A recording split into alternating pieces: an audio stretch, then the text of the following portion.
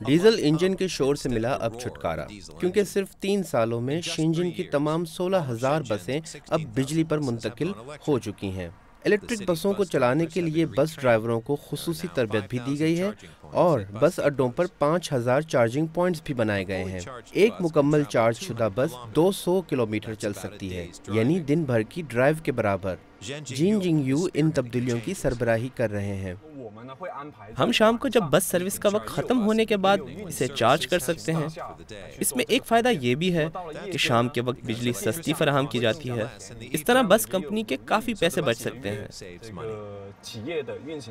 Electric बसों की कीमतें डीजल बसों के मुकाबले में तो दुगनी हैं, मगर चूंकि चीन में बिजली सस्ती है, इसलिए सिटी कौंसिल को उम्मीद है कि इलेक्ट्रिक बसों से तवील मुद्दती फ़ायदा हासिल होगा और ये दावा भी सामने आता है कि इससे मईशत को भी फ़ायदा होगा।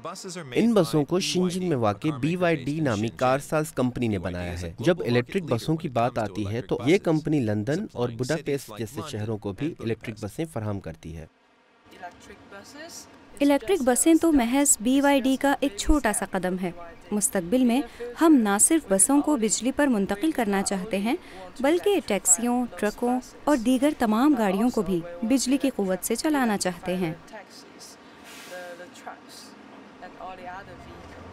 जब बिजली के जरिए होने वाली आमदोरफ्त की बात आती है तो चीनी हुकूमत बड़े पुरअज़म इरादे रखती है और चीन के इंतज़ामी हिस्से भी इसमें अपना किरदार अदा कर रहे हैं।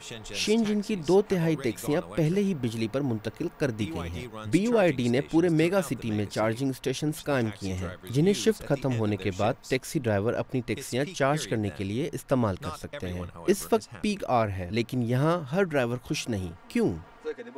इसका क्या फ़ायदा हुआ भला? मुझे हर रोज़ 2 घंटे अपनी गाड़ी को चार्ज करना पड़ता है।